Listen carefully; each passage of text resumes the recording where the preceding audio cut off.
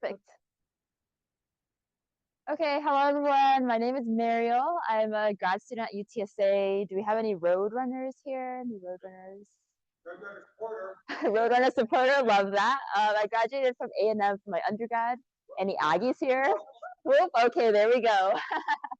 So I fell in love with birds when I was 12 years old. We had just moved to Savannah Park. I didn't have any friends, so I would spend a lot of time in the backyard. There was a golden fronted woodpecker nest. The moment I saw it fly out of the cavity, I was completely in love, and I decided to dedicate my life to the birds. So here I am as a master's student investigating how microplastics are affecting our breeding birds here in Texas, specifically San Antonio, and working with community members to kind of try to parse that out, which Allison here is one such person who has hosted some of our birdhouses, which I will tell you a little bit about in a second. I wish I could tell y'all that you can participate, but unfortunately I intend to be graduated in December. So the project is coming to an end, but I will tell you a little bit about, oh, wrong way. What we've had, oh, wrong way. Oh,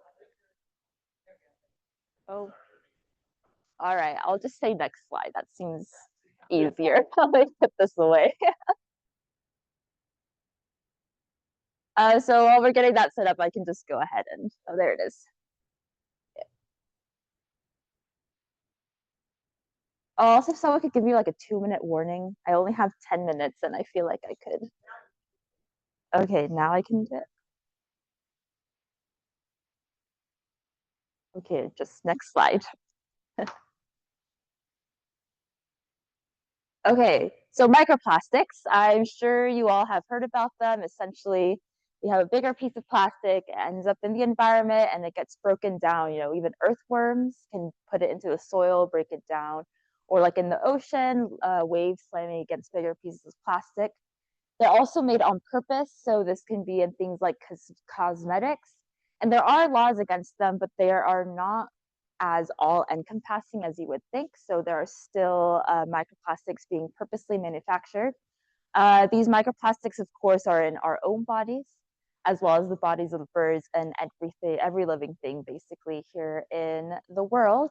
But very little is known really about how birds are being affected by microplastics. So nestlings. So we're looking specifically at altricial nestlings. These are nestlings that are born completely helpless. They have never been outside the nest. So are these nestlings that have very little exposure to the outside world being exposed to microplastics? And the hypothesis is that yes, because there is a trophic transfer in which, you know, something like an insect is exposed to a microplastic, consumes it, the adult bird then consumes that microplastic that is inside the insect, and that is then passed along to the nestlings. So there have been a couple studies, a handful, that have found microplastics inside nestlings. And so this is a continuation of this project. So of course, microplastics have lots of different negative effects that are possible. Especially in such a little teeny tiny body. It could affect nutrition intake, it could affect food intake. If you have microplastic in your belly, you might feel full, even though you don't have actually any real food in your body. There are instances of entanglement, for example. And so what I'm doing is across San Antonio in 4 different neighborhoods, so on campus of UTSA, in Alamo Heights, in Woodlawn Lake, and kind of generally in the south side. We've set up different birdhouses here. There's a picture of my brother who was recruited not willingly to helping me set up some of these birdhouses across campus. So in total, we have around 150 birdhouses that are set up across campus. Birds are really picky with where they want to put their nests. So of these, we have about a 30% occupancy rate, which is, you know, not the best, but, you know, also not the worst. So we're working with what we have. Next slide. And so essentially, the people who are hosting the birdhouses in their yards are helping monitor them. And if there's a nest, if there's eggs, they'll let me know. And once there are babies that are born when they're 10 days old, oh, go back to the we can take some morphological measurements. So I'm not sure I'm sure there's people who are very well aware, but there's the tarsus bone, which is kind of like elbow to wrist equivalent. And taken together with weight, this is kind of a good way to gauge nestling body condition, similar to how we, take height and weight of babies, and you can put them in a percentile. Tarsus and mass ratio can give us an idea of body condition. And then I'm collecting these fecal sacs. So essentially, they're like a baby bird diaper. The birds poop out the fecal sac, and it makes it easier for the parent bird to remove it from the nest. And so we are looking at the microplastic content in these fecal samples. And then lastly, after the breeding season is over, we are also collecting the nests to see any plastic content that is in these nests. Next slide, please. So I'm always too busy in the lab to take good pictures, but essentially, this first picture is showing an organic digestion that I run the fecal sacs through. So I put them in KOH, which is hydrogen, potassium, thank you. It's 10%, and we run them at 60 degrees Celsius, and we have a little magnetic spinner that shakes it around. So this essentially gets rid of all the organic stuff. Oh, backslide, please. No worries. It gets rid of all the organic stuff, and it's just left with non-organic stuff such as plastic, but also things such as exoskeletons of arthropods, things like that. So under a microscope, I separate them visually, and afterwards I confirm this visual identification with a fancy machine called an FTIR, which basically uses wavelengths and very complicated math that I do not understand to tell us what compound this plastic is. So essentially, what type of plastic is it, or if it's not plastic. Next. So as I said, we had 30% occupancy. In our boxes, we had these, very common 4 backyard birds, the house sparrow, Buick's wren, Carolina wren, and black-crested titmice. Big kudos to the black-crested titmice for being super brave.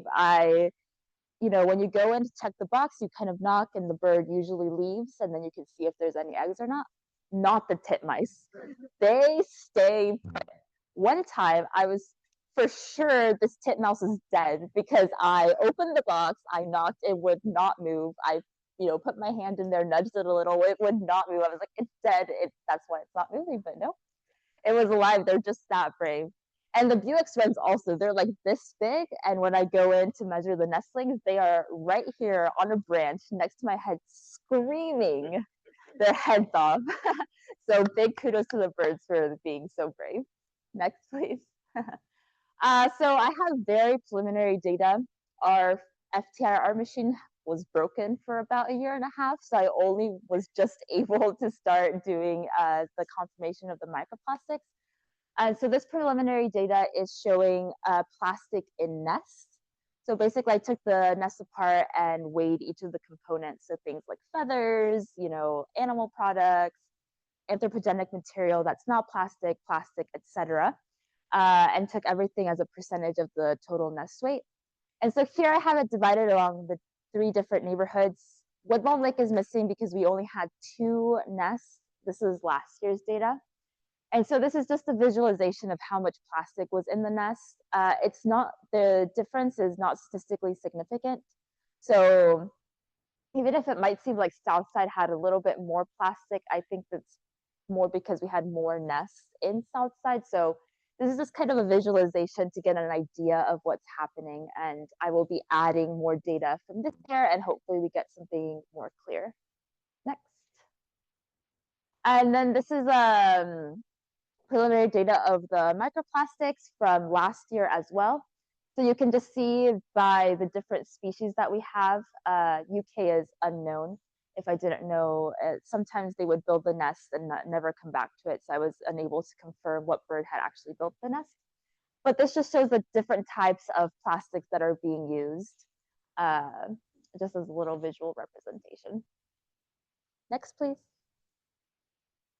So this is very brief. If anyone has any questions, feel free to come ask me afterwards. I love talking about this. It's the second field season, so the breeding season's wrapping up, although surprisingly birds are still laying eggs. So I think it might go on through August. We'll see, and hopefully supplement some of this data. And yeah, if anyone has any questions, feel free to ask me now or later. Do we have time? Wait, well, we have another speaker. If we can hold them for- Thank you. Thank you. Come back and all about it. Yeah,